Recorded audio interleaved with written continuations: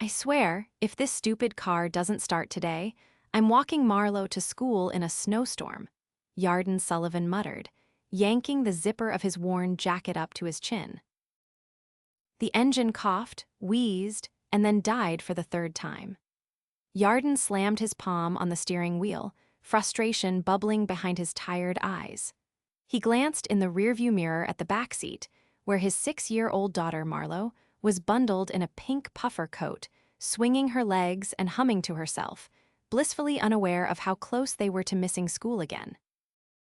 "Dad, are we stuck?" she asked, tilting her head. Yarden forced a grin, not stuck, just on pause. He got out, boots crunching into the thick layer of snow that had blanketed their neighborhood overnight. The street was barely plowed, and his windshield was buried under at least 6 inches. But it wasn't his car he was worried about anymore. Across the street, a sleek black car sat parked in front of the old stone townhouse that had been for sale for years. It hadn't been there yesterday. The snow on its hood was untouched, thick and pristine. Whoever lived there now clearly hadn't ventured outside this morning. He hesitated, then checked his watch. If he waited for a tow truck again, Marlowe would miss school and he'd miss his shift at the diner. Rent was already overdue. He didn't have the luxury of another late paycheck. "Stay here, sweetheart. Daddy's just helping a neighbor." With his worn gloves and a half-broken scraper, Yarden made his way across the street and started clearing the snow from the stranger's windshield. It felt like the decent thing to do. Maybe if he cleared it now, they'd be able to get out faster. Maybe they'd even offer a jump. He was halfway through brushing off the driver's side when the front door opened. A woman stepped out, her heels clicking against the salted steps, a wool coat wrapped tight around her tall frame. Her dark hair was pulled back, and she looked like she'd stepped out of a fashion magazine, not a sleepy street in a working-class neighborhood. "Excuse me," she called. "What are you doing to my car?" Yarden straightened, brushing snow from his chest. "Sorry, I saw it covered and figured I'd give you a hand. Snow's thick this morning." She blinked at him, surprised. "You're clearing it for me?" "Yeah, thought you might need to get somewhere." She stepped closer, brows drawing together. "You don't even know me." "I don't need to, just figured you might appreciate not having to deal with this mess." He nodded toward the street. "It's bad out." The woman looked at him for a long moment, then down at his soaked boots and cracked gloves. Something softened in her face. "I'm Noelle Stratton," she said, holding out her hand. "Yarden Sullivan," he replied, shaking it. "And that's my daughter Marlowe. She's watching from the car, probably judging how slow I'm going." Noelle smiled, a real one this time. "Well, thank you, Yarden. That's incredibly kind." He shrugged. "I work early mornings. I'm used to snow duty." She tilted her head. "Do you need a ride somewhere?" He hesitated. "Actually, yes. My car's being dramatic again. I was trying to get Marlowe to school before I head to work." "I can drive you," she said, already reaching for her keys. He blinked, seriously. "I don't offer twice," she teased. Yarden opened the passenger door of his car and pulled Marlowe out carefully. "Hey, Peanut, we're getting a fancy ride today." Marlowe's eyes widened when she saw Noel's car. "Dad, this is like the cars in the movies." Noel laughed. "You must be Marlowe. I love your coat." "Thanks, it has pockets big enough for cookies." Yarden groaned. "She's not kidding." They drove through the slushy roads, and Marlowe chatted happily in the backseat the entire time. Noel listened with genuine interest, asking questions and laughing at every silly joke. Yarden just watched her from the passenger seat, quietly stunned. She was warm, funny, nothing like the icy, high-class image she gave off at first glance. She dropped them off at Marlowe's school, then turned to Yarden. "Where's your job?" "Denton's Diner, couple blocks down." She paused. "You know, I've been looking for a decent breakfast spot. Mind if I tag along?" You don't have to. I want to. He didn't know what to say to that, so he just nodded. The bell above the diner door jingled as they stepped in, and Yarden led her to a booth near the window. He tied on his apron behind the counter, still watching her, still wondering what exactly today was supposed to be. She ordered pancakes and coffee and stayed for almost an hour. When she left, she handed him a $20 tip and said, "Thank you again, for the snow and the company." The next morning, she was back. And the next. And the next. Each time, she'd sit in the same booth, order something new, ask about Marlowe, about his shift, about his life. She never made it feel like pity. She just seemed genuinely interested. By the end of the week, Yarden finally asked, "You don't live around here, do you?" Noelle smiled around her coffee cup. "I do now." "Why here?" he asked. "Most people don't exactly fight over this part of town." She looked down for a second. It's the first place that ever felt quiet, real. He didn't push. Weeks passed, and she kept showing up. Sometimes she brought Marlowe a new book or a cookie from a fancy bakery. Sometimes she just brought a smile. Yarden found himself looking forward to her visits more than he wanted to admit. One snowy morning, she waited for him outside after his shift. "I want to show you something," she said. He raised a brow, like a surprise. Exactly like a surprise. He followed her to her car. He'd stopped being surprised that it was always spotless now, no matter the weather, and she drove them across town. To the edge of the city, past the shops and houses. They pulled up to a tall glass building with security at the front. Valets, cameras, everything screamed money. Yarden squinted. "What is this?" "My company," she said. He stared at her. "You're what?" "I didn't lie," she said calmly. "I just didn't tell you." "You," he turned to look at her fully. "You own this." "I'm the CEO of Stratton Industries." His heart thudded. "Noelle, are you serious right now?" "I wanted to tell you, but didn't want you to treat me differently. You were the only one who didn't." He stepped back, stunned. "You're a billionaire." She reached for his hand. "And I still think about how you cleared snow off my car like it was nothing." Yarden didn't say anything for a long moment. Then, "You really had me thinking you were just some girl with great taste in coffee." She laughed. "I am, just also have a few private jets." He stared at her, then started laughing. And then, like it had been waiting to happen all along, he kissed her. Right there in the parking lot, snow falling around them, her hand warm in his.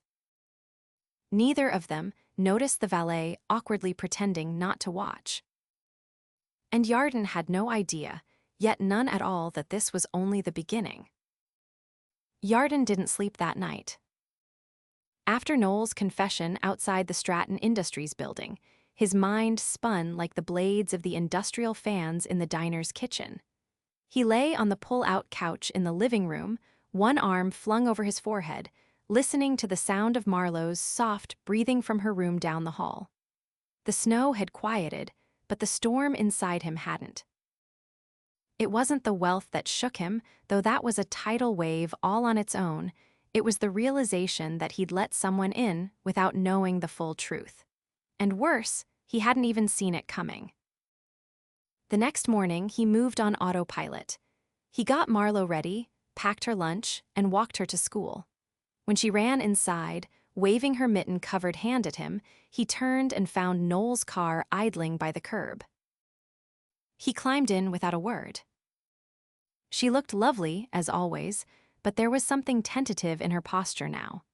Her usual confidence sat a little quieter beneath her tailored coat.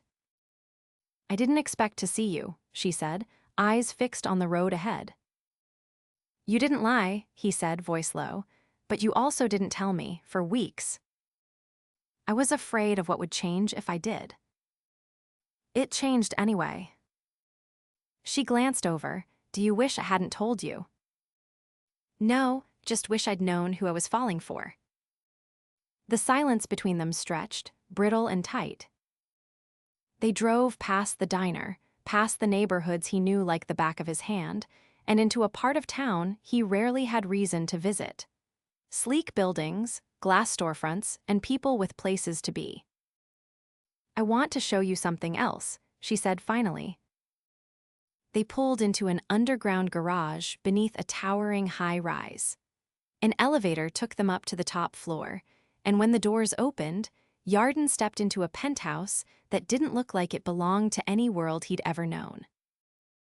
Floor-to-ceiling windows spilled sunlight across polished marble. Art he didn't recognize hung on the walls.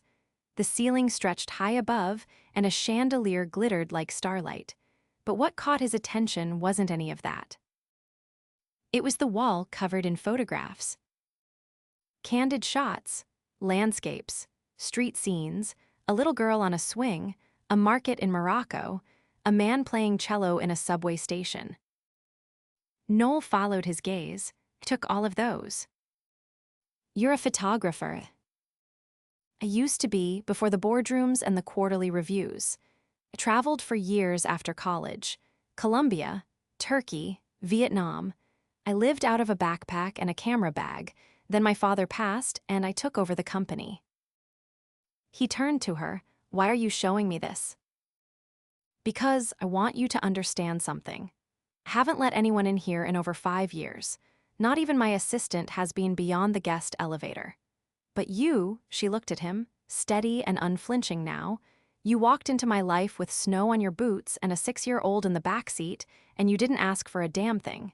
You just gave. He exhaled slowly. I didn't expect this. Neither did I. They stood quietly for a moment, the city stretching out behind the windows like a painted backdrop.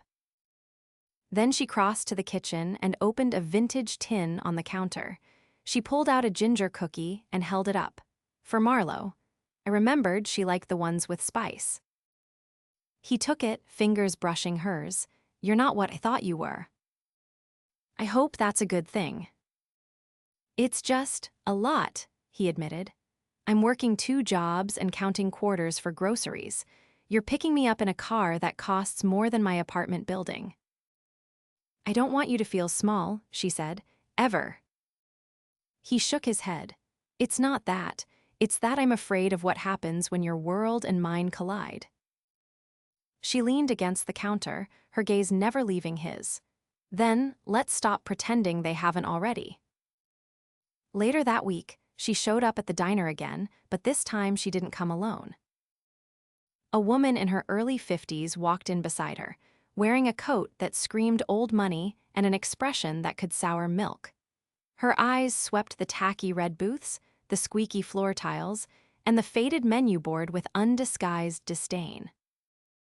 Yarden stepped out from behind the counter, wiping his hands. Can I help you? Noelle looked sheepish. Yarden, this is Catherine Stratton, my mother. He froze. Oh. Catherine's voice was smooth and sharp as glass. So you're the man who's been occupying my daughter's mornings. Yarden straightened. Yes, ma'am. And you're she paused, glancing at the grill. Cook. Line cook and single father. Her eyes narrowed. Charming. Noelle crossed her arms. Mother. I simply came to meet him, darling. Isn't that what you wanted? Yarden didn't flinch. Understand your concern. Do you? Catherine folded her gloves neatly. Because I've seen good men before, and I've seen opportunists, and intend to know which one you are. Yarden stepped closer, voice calm. I get up at 5 every morning. I walk my daughter to school in the snow because don't trust the buses in our district. Come here and work until my back hurts, then I go home and read her a bedtime story. I don't know what you think I want from Noelle, but it isn't money. Catherine's expression didn't change. Noelle spoke quietly. He cleared snow off my car before he even knew my name. Catherine turned to her, and that's your standard now. No, Noel said, but it's a start. The older woman left without another word, leaving behind the scent of expensive perfume and a silence thick with tension. Yarden looked at Noel. That went well. She'll come around. Will she? Noel hesitated. Eventually. That night, as Yarden tucked Marlowe into bed, she looked up at him with sleepy eyes. Is Noel gonna be my new mommy? He blinked. Where did that come from? She brings cookies, and she makes you laugh. He kissed her forehead. She's just a friend right now. But you like her, Marlowe whispered. He didn't answer. Because yes, he did. And that truth was scarier than any snowstorm. Snow had melted into slush by the time Noel knocked on Yarden's apartment door the following Saturday. The air smelled like wet concrete and old radiator steam, and Marlowe's tiny boots were lined up neatly by the entrance, still drying from their morning walk.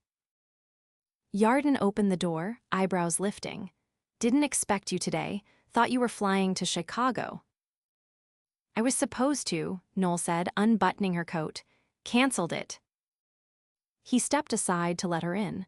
Everything okay? I didn't want to leave things as they are.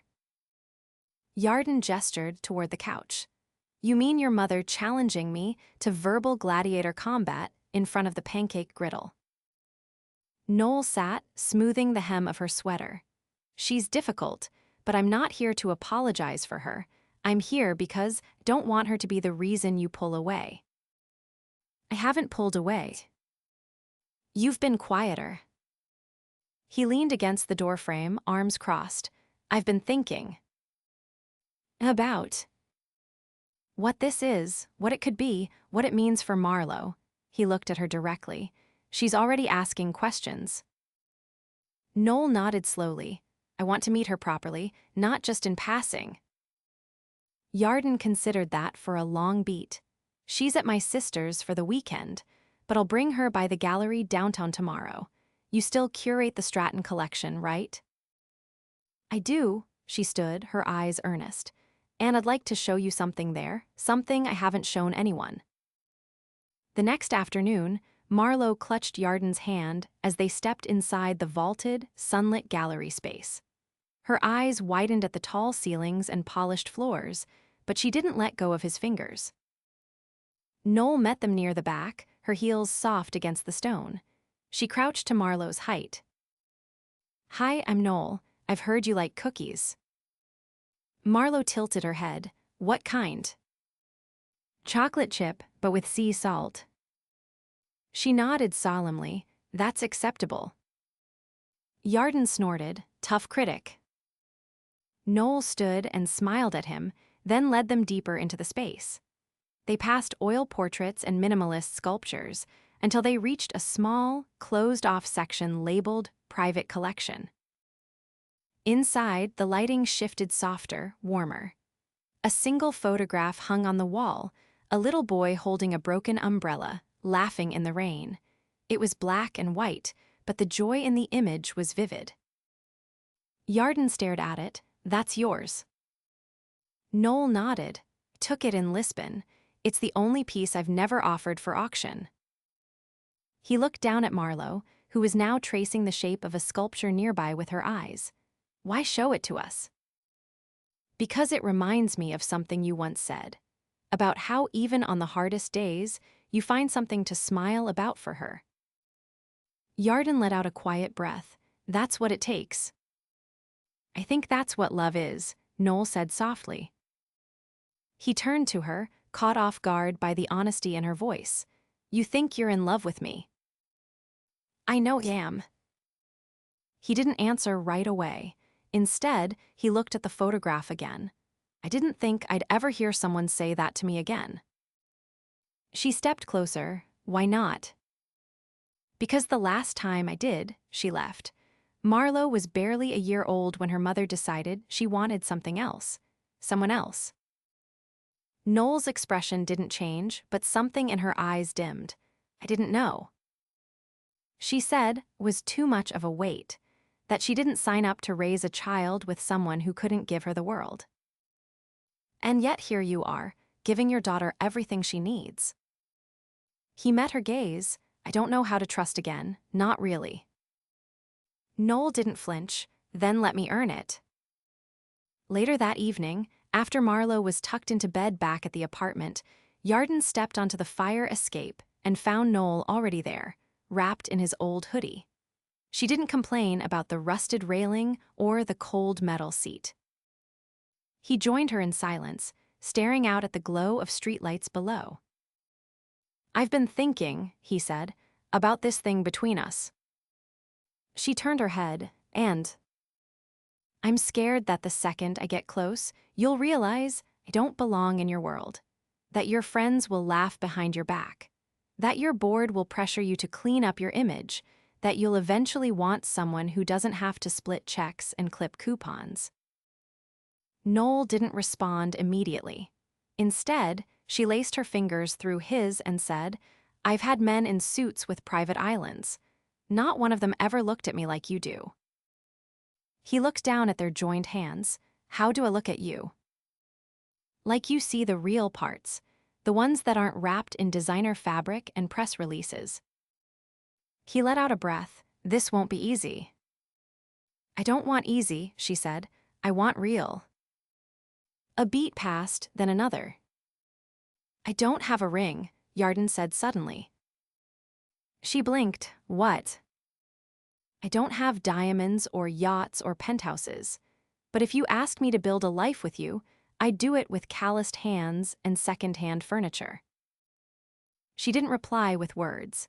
She leaned forward and kissed him, slow and certain, like she was answering a question he hadn't dared to ask aloud. When they broke apart, she rested her forehead against his. "I don't need a ring yet," she whispered, "but I want a life, with you, with Marlo, wherever that takes us." He smiled, small and real. "Then I guess we figure it out, one morning at a time. And if my mother shows up with a lawyer and a prenup, I'll let Marlo negotiate. She's tougher than I am." Noelle laughed, and for the first time in weeks, Yarden felt the weight in his chest start to lift. Not all the way, but enough. The invitation came in a thick cream envelope, hand-delivered to the diner just before closing. Yarden had grease on his forearms and a dish towel slung over his shoulder when one of the waitresses handed it to him, eyebrows raised. "It's from Stratton Industries," she said, like the words felt foreign in her mouth. He opened it with careful fingers. An embossed card inside read, "You are cordially invited to the Stratton Foundation Winter Gala. Black tie. Saturday, 8 o'clock. Stratton Pavilion, Grand Ballroom. Please bring a guest." Yarden stared at it, the gold lettering catching the flickering fluorescent light overhead. He'd never worn a tuxedo in his life. The closest he'd come to black tie was a clip-on bow tie he wore to his cousin's wedding 10 years ago. But he knew this wasn't just a party. This was Noelle's world, her real world, and she was opening the door, waiting to see if he'd walk through it. He took a long breath and folded the invitation into his back pocket. 2 days later, he stood in front of a mirror in a borrowed tuxedo that fit a little too snug in the shoulders. His sister, Lainey, had offered to babysit Marlo for the night, and her parting words still rang in his ears. "Don't let anyone make you feel small, Yard. If she wanted a man with a yacht, she wouldn't have fallen for a guy who fixes leaky sinks between shifts." He adjusted his collar one more time, then stepped out into the cold. The Stratton Pavilion looked like something out of a fairy tale. Glass and steel shimmered under strings of white lights, and valet attendants opened car doors with precision and crisp nods. Yarden's borrowed sedan looked wildly out of place in the line of luxury cars, but no one said a word as he handed over the keys. Inside, the ballroom was a kaleidoscope of elegance and opulence. Crystal chandeliers reflected off marble floors. Waiters in white gloves moved like dancers, balancing trays of champagne and hors d'oeuvres. A quartet played something delicate and expensive sounding near a towering ice sculpture shaped like a swan. He scanned the room. And then he saw her. Noelle stood at the top of the staircase that overlooked the ballroom, dressed in a sleek satin gown the color of deep midnight. Her hair was swept into a twist at the nape of her neck, and around her wrist shimmered a delicate bracelet that caught the light with every step she took toward him. She didn't smile when she reached him. Instead, she took his hand and leaned in close. "You came. You invited me. I wasn't sure you would." He looked around. "Feels like it should be carrying a tray, not a glass of champagne." "I don't care how you feel in this room," she said softly. "I only care that you're here." They moved through the ballroom together, stopping every few feet as someone approached her with a glass in hand and a polished smile. Yarden stood back at first, letting her navigate the sea of executives and donors. But then one man, older, with silver hair and a too-tight tuxedo, leaned in a little too close.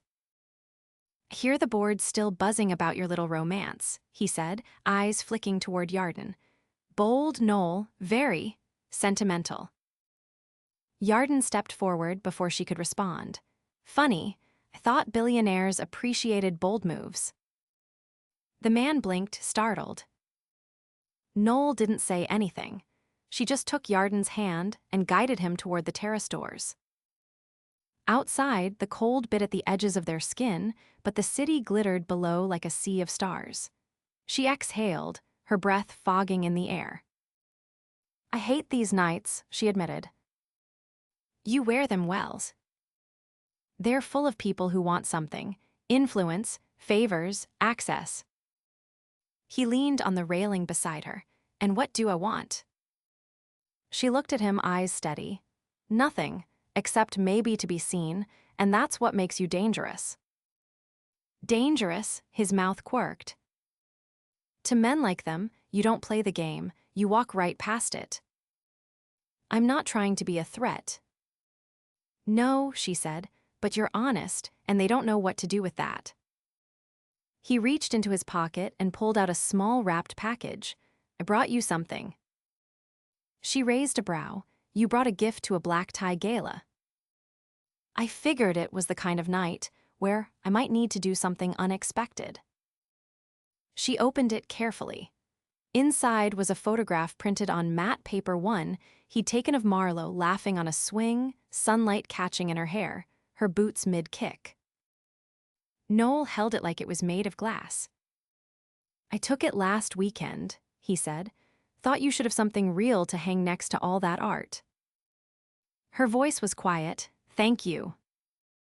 You said you wanted to be part of our life. That's what it looks like." She didn't speak for a moment. Then she turned toward him and said, "I've been thinking about something." "Yeah. I want to buy the building across from the diner." He blinked. "Why?" "To open a community gallery. A place where kids can come after school, where local artists can show their work without needing a trust fund to get on the walls." He studied her face. "That's a big move." "I want to build something that matters, and I want you to help me do it." His heart thudded. "You're serious?"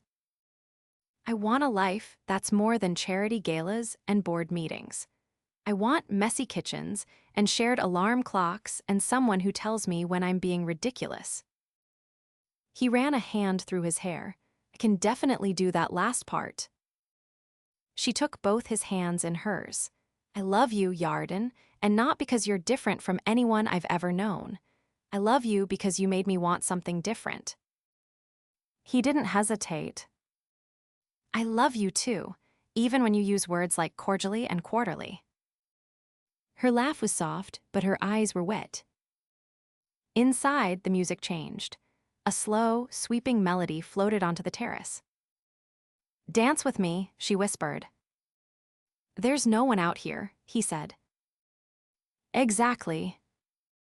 So he pulled her close, and they danced under the city sky with no one watching. Her head against his chest, his hand on the small of her back, the cold forgotten. Months later, the community gallery held its opening night.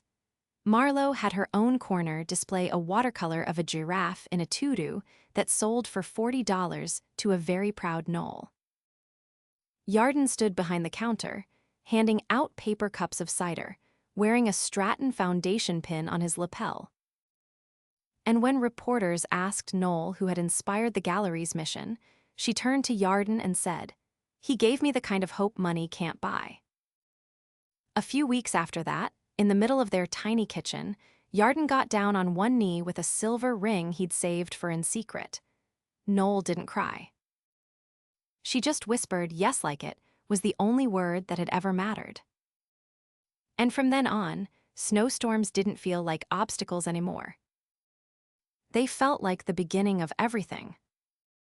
The morning sunlight streamed through the tall windows of the community gallery, casting golden stripes across the new hardwood floors. Yarden stood near the entrance, adjusting the fresh bouquet in the ceramic vase Marlo had painted herself. She'd insisted it sit on the welcome table, and Noelle had agreed with a quick kiss on her daughter's forehead and a murmured, "It's perfect, just like you."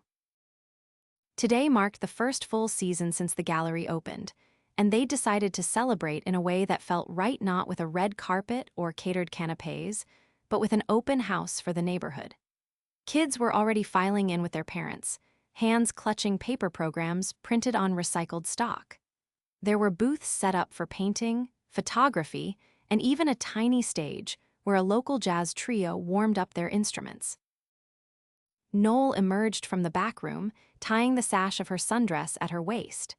Her hair was in a loose braid, a few strands falling naturally around her face. She moved without the sharp edges of the boardroom, no heels, no agenda. Just her and the life they'd built, one choice at a time. "Did you see who just dropped off a donation?" she asked, holding up a sealed envelope. "If it's the guy who tried to buy the corner bakery and turn it into a crypto office, I'm not interested." "It's from my mother." Yarden's eyebrows lifted. "Really?" She made it out to the community trust. No notes, no message, just the check. "How big?" Noelle tucked the envelope into her bag without blinking. "Let's just say the kids are getting a darkroom and a new kiln." He didn't ask her to explain. He didn't need to. The shift had happened slowly, one conversation at a time. Catherine Stratton had attended the last 2 gallery events and had even complimented Marlo's finger-painting interpretation of a giraffe playing chess. Noelle hadn't pushed her mother to change. She'd simply allowed her to witness something real. "You look good here," Yarden said, brushing a hand across her arm. "I feel good here," she looked at him. "Can't believe how much life fits into this place." He reached into his back pocket and pulled out a square envelope. She tilted her head. "What's this?" "Open it." Inside was a photograph, printed on heavy gloss paper. It was the swing set in the park, the one where Marlo always asked for one more push before school. But there was no one in the swing. Just the morning light, cutting through the bars, and a single mitten hanging from the chain. "I took it last week," he said. "It reminded me of everything that used to feel empty before you." She stared at it, her throat working. "You still surprise me." "I'm not done yet." He reached into the front pocket of his jeans this time, pulling out a small navy box. Her breath caught. "I know we said we'd take our time," he said, "and I meant that, but I also know what certainty feels like now. I know what home feels like, and it's you. It's Marlo. It's burnt pancakes on Sunday and bedtime stories and you stealing the covers." She laughed through the tears that had started to well in her eyes. He opened the box to reveal a simple white gold ring, elegant and understated, with a single oval sapphire set into its center. "I don't need a cathedral or a 5-tier cake. Just want to wake up next to you every day and know we're choosing this, choosing each other." Noelle didn't hesitate. Yes, she said, voice clear and sure. Yes, yes, yes. They didn't kiss right away.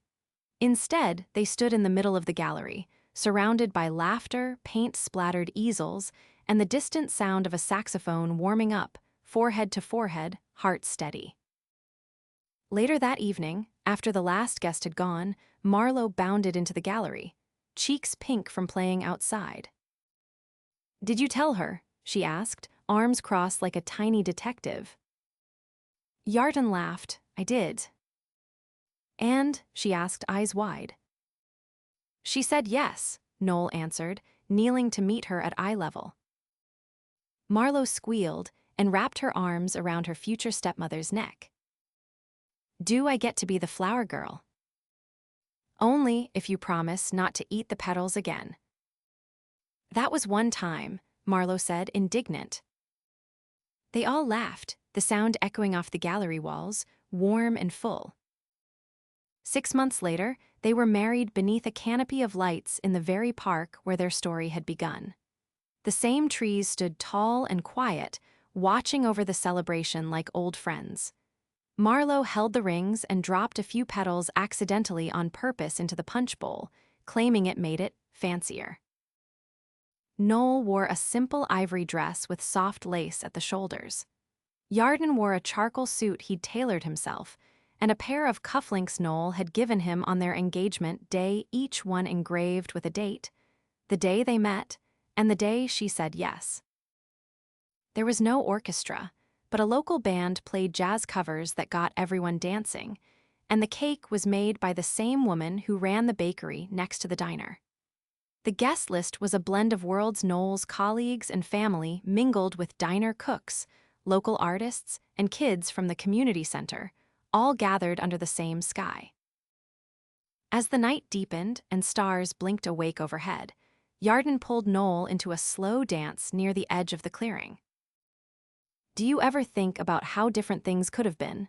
she asked, resting her head against his shoulder. "I try not to," he said. "Because this," he nodded toward where Marlowe was teaching Catherine how to do the cha-cha, "this is better than anything could have imagined." She lifted her head, eyes shining. "You gave me a life didn't know how to want." He kissed the top of her hair. "You gave me a reason to believe I still deserved one." They swayed together under the stars, their future stretching out ahead of them messy, beautiful, and entirely their own. And when the music faded and the night grew quiet, they walked home hand in hand, with Marlowe asleep on Yarden's back, her tiny arms wrapped around his neck like a scarf. They didn't need a private jet or a penthouse. They had everything they needed. Each other.